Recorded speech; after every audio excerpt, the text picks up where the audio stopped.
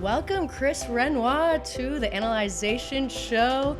So happy to have you here. You are an actor, you're a comedian, and if you go far back, you're also on TikTok, you're a rapper, so you have a Just a lot. little bit. Multi-hyphenate. You just recently were in a film called Mountains, and while I haven't gotten the chance to see it, I did get to see the trailer, and I'm hype about it. So tell me a little bit about the film and kind of the journey you've been on with this film so far. Oh man, the film. We filmed it in 2022, and over the last like 2 years, we've just been promoting it in different festivals. We premiered it in Tribeca last year, That's which is badass. super dope. And it's crazy because like when we were filming the movie, I didn't realize like how big it was gonna be, which is a good thing because I was very nervous still, So if I had known that it would have been this big, I probably would have been overwhelmed, Yeah. But we did Tribeca, Toronto Film Festival. Most recently, we just did Atlanta, Miami, of course, which was super Yeah. dope. With all my family and friends coming out to come see it. But it's a dope film set here in Miami in Little Haiti, and it's starring Atibo Nazir and Sheila Anozir. They're both actors from New York. They came down and we shot it over the course of like a month in 2022, and it's just great to see how much has grown since then, and how many people and lives that it's touched. So I'm just very excited for it to hit the masses, for everybody to see it. Yeah, I mean, it's incredible that you shot that film in 2022. And I know that one of the topics in the film is gentrification and in Little Haiti specifically. And it's kind of wild because even in the past couple months, I was in Little Haiti in January. And then I went back a couple months later and there's like less buildings that were there than there were there before. So I can't even imagine from the time that the film was shot to now, I mean, how much has changed. What has been the reaction like from people in the community that have seen it? Because I know it's a fictional film, but it's dealing with something very real happening down here. Oh, of course. Literally every place that we go to, no matter what festival we do, there's always like people in the Q&As or maybe afterwards that tell us about their experience with gentrification where they are. So it's been really riveting being able to watch this movie and have a discussion about gentrification and how multiple neighborhoods are changing right in front of us and people are being displaced and move out for newer people and new developments. And so while it is, like you said, a fictional movie, it is really good to have a conversation about these things. Yeah, and so I like I said, I only watched the trailer, but I did do a little bit of digging because I work in journalism, and I saw you play this character Junior, who's a stand-up, and you're a stand-up. So I want to know how much of Junior is fiction and how much of Junior is Chris. It's like 90% me. It's super. It's like when I first read the script and I seen the character description, I was like, are they spying on me? You know what I mean? Like, because it's very much my life. Like you said, I'm a stand-up. Junior's a stand-up. Both live with our parents. And a specific time in my life in 2020 is like what Junior's going through in the film. It's a time where I told my dad that I wasn't going to school anymore. I dropped out of college. And in my real life, in my personal life, my dad and I, we had a rift because that was something that he was expecting of me to go through and get my degree. But I just found that I love stand-up so much. And in the world of entertainment, especially with stand-up, you don't necessarily need a degree. You just need to be undeniably funny. Yeah, and which you are. I appreciate that. Thank you. Which And, you are. And it's about connections as well and stuff like this. So the similarity between me and Junior is stepping out on faith and just being like, I have a dream and it might not be my parents' dream, but I want to achieve it. And it's going to be awkward. It's going to, but if it's something that you love, you're going to do it. Are you also Haitian? As Yes. Junior? Yes. Yes. Renois. Of course. It's funny. When I was going through, because I used to introduce you whenever I'd host, in comedy. And I was going through your old TikToks and stuff because I was like, I haven't seen him perform in a while. I don't remember what Chris is all about. And I love that at the end of all of your TikToks, you have your last name with like the pronouncer. And I want to ask you this question because, my last name is Pavlinskaya. What is the most important life event that has been kind of ruined because someone mispronounced your name? Wow, that's a great question. Honestly, there hasn't been anything too crazy. No? Yeah, no. What's the craziest mispronunciation? Oh my goodness, run roar, run like somebody's They're so roaring. hard. Yeah, exactly, run roar. Roar. Yeah. I've heard that before, but it was just like in conversation, so it's not that bad. So, yeah, that's crazy. I'm gonna look out for that. Yeah. Yeah, the worst has just been like people introducing me on stage. Yeah. But for the most part, I'll let them know beforehand how to Yeah. say it. Yeah. Well, no, because I love that. It's like that. It's one of those things where it's like when you see a law on the books, you're like, that's a law because someone broke that law before. So it's like the fact that it's like you're the last thing on your TikTok. I'm like enough people have screwed it up that it needs to be set the record. Yeah, exactly. Set the record straight. So, you are one of the things that you and I relate on, other than having the same birthday, which I realized I'm biased. You're the second person I've interviewed on like this 7-episode podcast that has the same birthday as me. So I think I'm biased. We're both children of immigrants. I'm an immigrant. And immigrant parents, when you talk to them about entertainment and comedy, any of this stuff, it's kind of weird to them. It doesn't seem like a real career.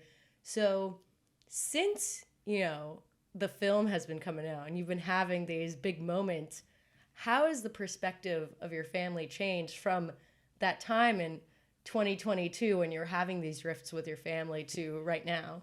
That's a great question. Honestly, it's changed a lot. I don't think it's gotten to the point where they won't still be like on me about school. Yeah, maybe once you move out. Right, exactly, right. Like even now, like my parents are still like, "Are you not going to take classes?" And I'm like, "Have you seen all the stuff that I've done? Do I still need to take classes?" Yeah, and I know, busy. Yeah, right. And I understand the importance of like school, and especially to them growing up in Haiti and then sacrificing all the stuff that they sacrificed to be in this country. That was their dream. Their dream is for their children to take that and to get an education and to have something that can't be taken away from you. But in the path that we chose, just like you said, entertainment doesn't have like a set path as like a doctor or a lawyer. There's a set path on you go to school, you get your degree, and then you take it somewhere. But what we do is so subjective. Even if we did get a certificate that showed that we finished the program, if you do an audition, a casting director is not going to just look at that piece of paper and say, okay, we're going to hire you. You know what I mean? They're like, okay, so what? Exactly. Do you mean? Exact. Same thing with comedy. There's no degree for comedy. Yeah. So, but yeah, since the film has come out, especially like after going to the premiere and seeing all those people, my parents are like, oh, okay, he is onto something. Maybe we should let him find his way, That's awesome. Yeah. And I mean, you have siblings, right? Yeah, I have 2 brothers, one older, one younger. So I mean, there's always a chance with the other ones that the other ones will go to school. Oh yeah, my older brother graduated last year, and it was just like, thank God somebody graduated. Buy me some time. Oh my God, yeah, it's like I'm an only child, so I've always felt like the pressure. I'm like, I have to be both. Like I have to be the overachiever and like the one that kind of keeps them on their toes at the same time. Right. So I mean, that's the one benefit of having some siblings. So you started out doing stand-up in Orlando, is that correct? Right. Mm-hmm. Yeah.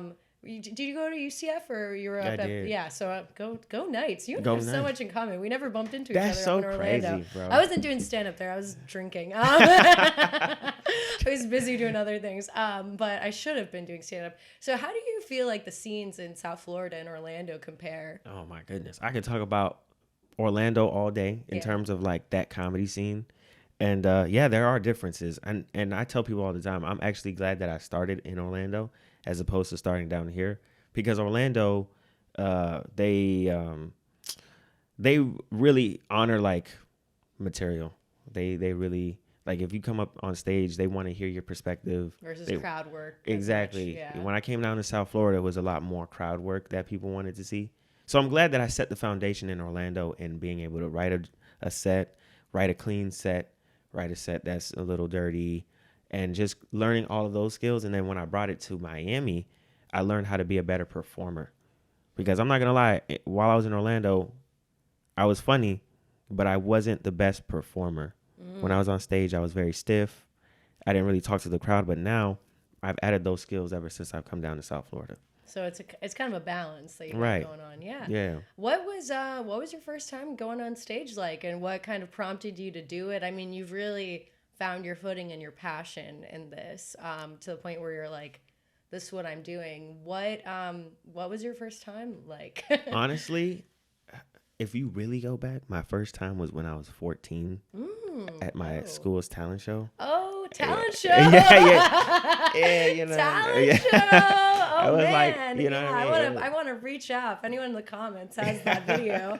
Yo, I got the video. You got the video? Give me the video. I'll give you the video. Yeah, what was that material like at 14? At 14, it was just about like trying to get girls at the school dance and being bad at basketball. Those were the two jokes I had, and it was great. Like, did you kill? Oh, what? Come on now. Yeah. Come on. You still kept doing it. Everybody was out, the crowd was ready, they were hyped, man, and I was confident too, man.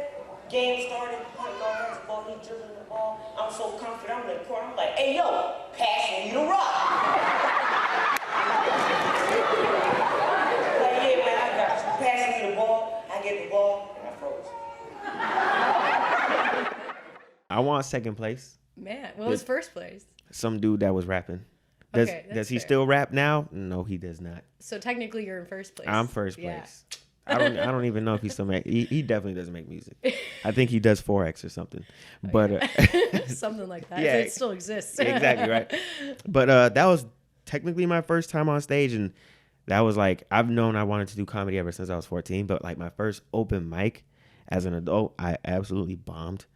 I went with a friend of mine, and we showed up late.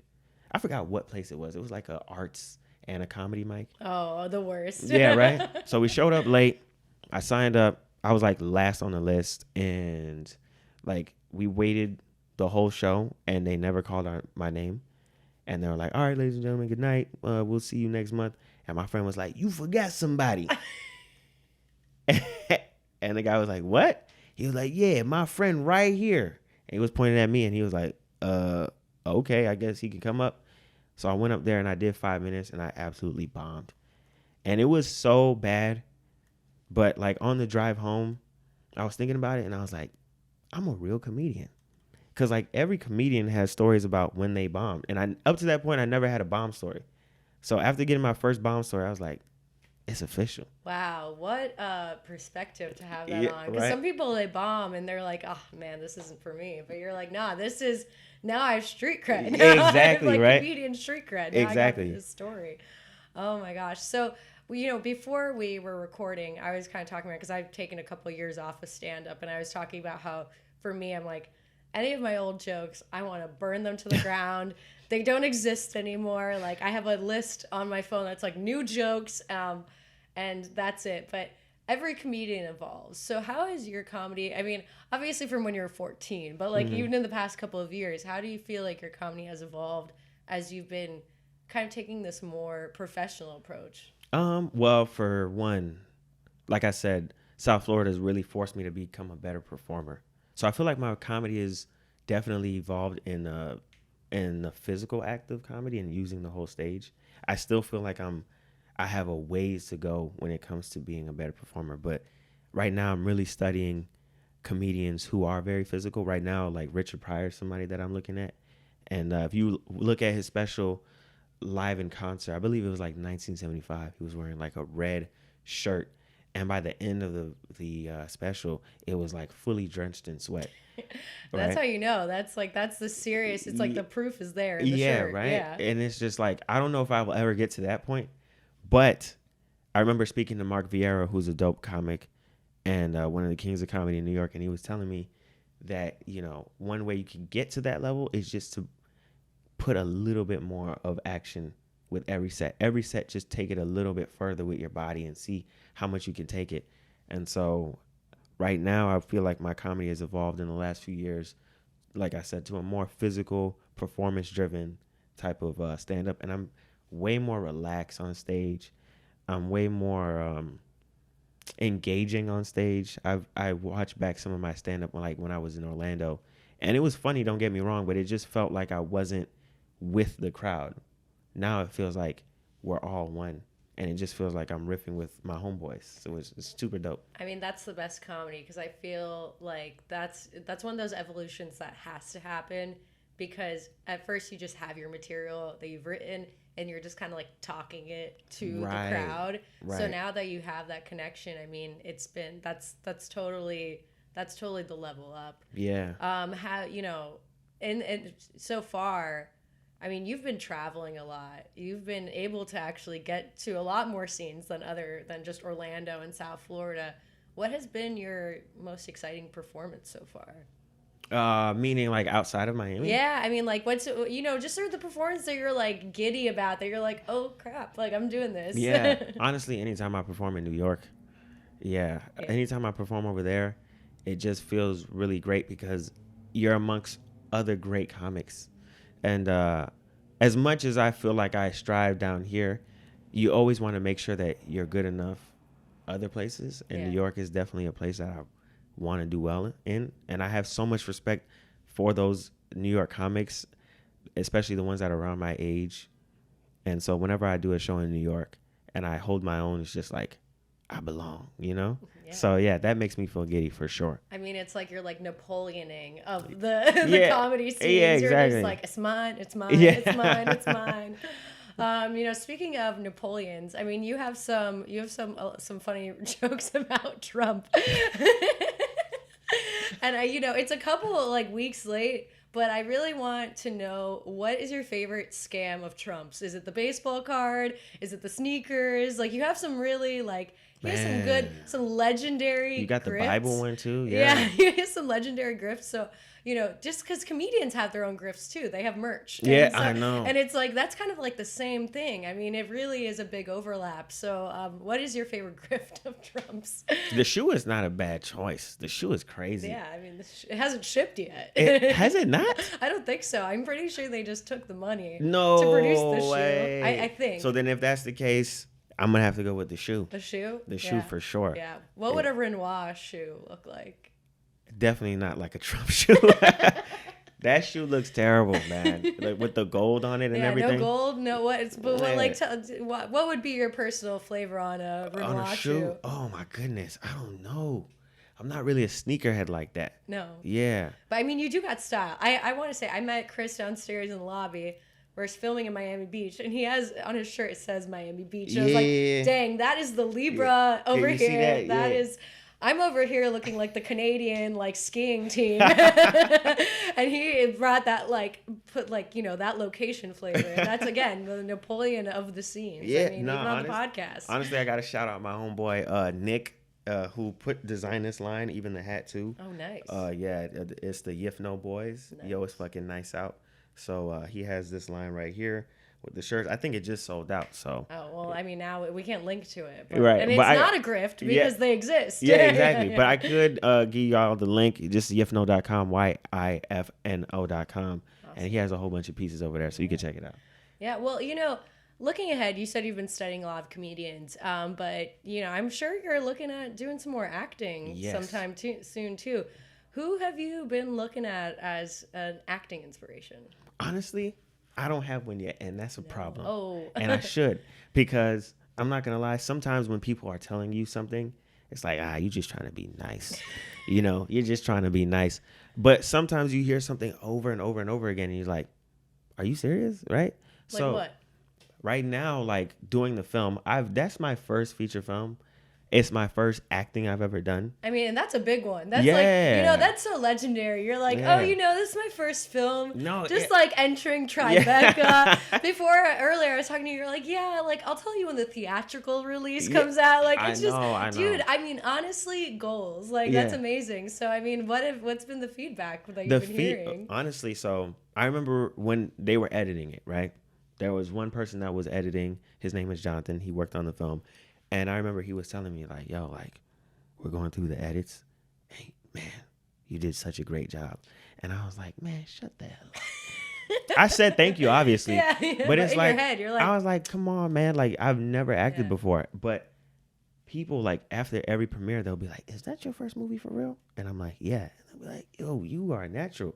That's awesome. Right? But it's just like, I'm gonna be honest with you, Anna. I did not really accept that compliment until like last weekend. Wow. Yeah, when I was in Atlanta, I was like, you know what? I did do a good job. Yeah. And somebody told me after the film, they were like, you need to take dramatic acting seriously. You need to take classes. And I attempted to take classes last year. I wanted to take Meisner classes that were taking place in Orlando. Obviously, I'm not in Orlando, but I was like, my friend used to take those classes over there, and he swore by them. So I was like, I'll take the Zoom classes. Yeah. It didn't end up working out. So I have to find something maybe local. Yeah. Or maybe somewhere in New York once I move over there. But did you just hard launch a move? sometimes you gotta manifest it. Manifest it, yeah. Sometimes you gotta manifest things, I mean, right? honestly, I'm all about it. Right, exactly. So essentially, right now I don't have any true like acting idols that I have. Other than yourself. Other than myself. Other than myself. Yeah, I guess you could say that. But yeah, for sure. That's something that I definitely want to dive into more, because after hearing all that feedback, I gotta believe these people. You know, I don't think at this point it's like, I feel like I would be doing myself a disservice by not challenging myself to see how far I could take it in that world. And so this was your first acting outside of, stand-up performing. Mm-hmm. How did it happen? How did it come to be that you were in this role? It was crazy. It was crazy. Honestly, I was just laying in bed one day and I got a message on Instagram, and it was in my requests. Usually when you get a message in your request, you're really picky about which you respond to. And so I saw a message from Monica Sorrell, who directed the movie and wrote it as well. And she basically would just ask me like, hey, I got this movie that I'm working on. I would love for you to audition for it. And I read the message and I put my phone down. What?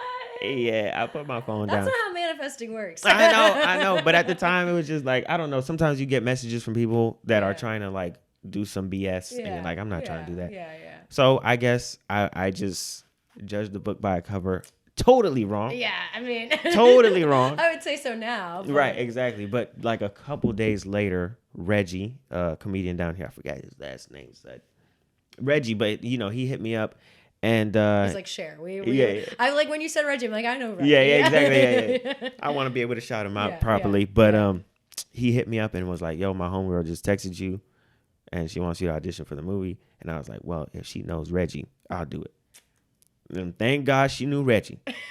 because like the whole process, it just exceeded my expectations. Even the audition, like once I clicked the Zoom link, it was like, you're in a waiting room. I was like, a waiting room for a Zoom? Okay, this might be legit. Yeah, right. Oh my God, and it was. They really took their time with it, and it was just a wonderful project to be a part of. So I'm glad that I answered your IG requests. You never know.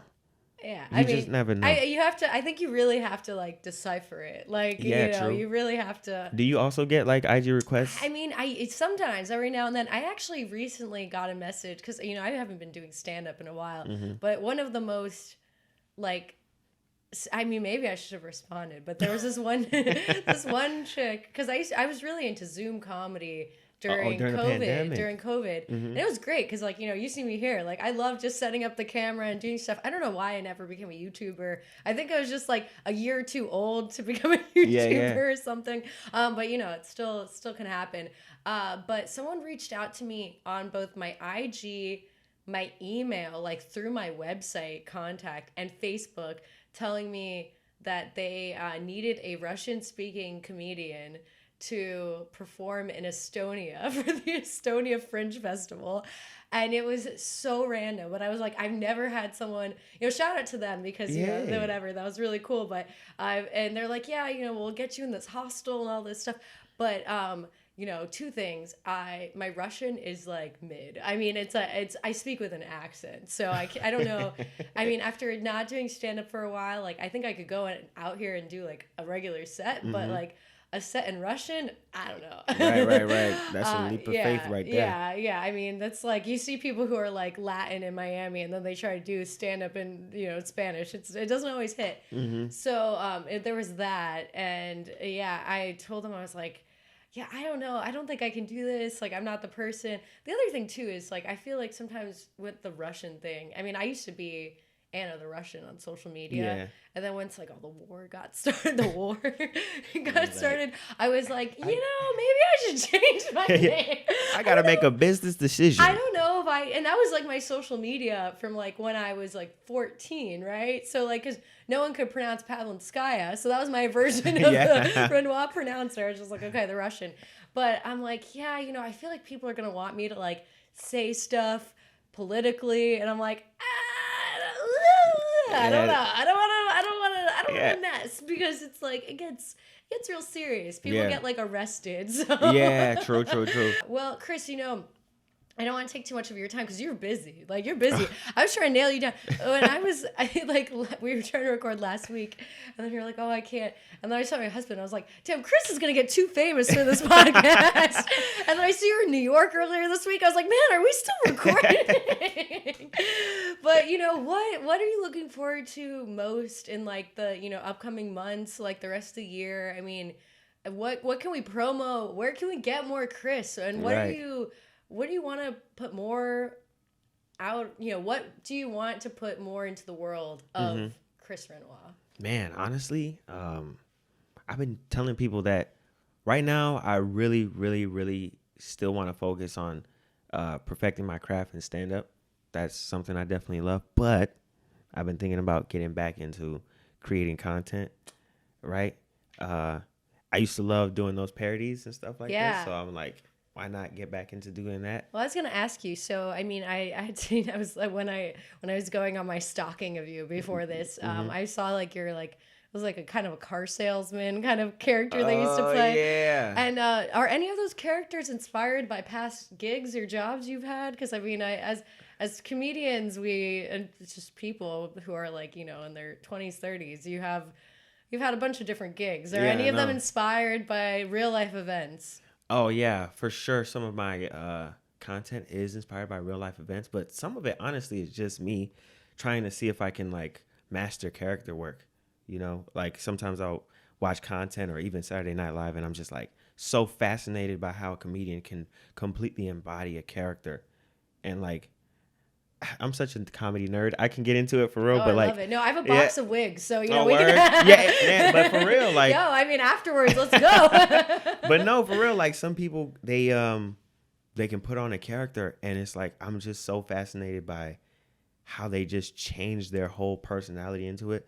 So yeah, some of the characters are inspired by real life events, but other characters is just me saying, how far can I take it? What can I do with this? What personality can I create with this? How sweaty can my shirt get? Yeah, right. How sweaty can my shirt get? All right, well, Chris. Well, when can people look forward to your theatrical release? Kind of approximately when, and where can they get more of you? Well, the theatrical release for Mountains should be late August. A few cities that I was told was obviously Miami, Chicago, Atlanta, New York. I don't know any other cities right now, but only the important ones. Only the important ones.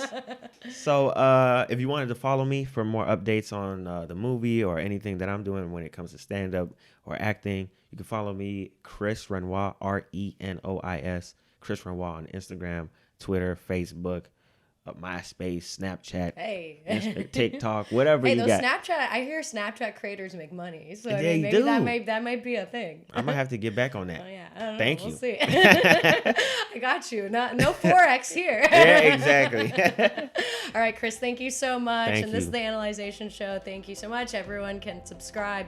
YouTube, not Snapchat, but YouTube and all the podcast platforms. And thank you so much for being here. Thank you for having me. Appreciate it.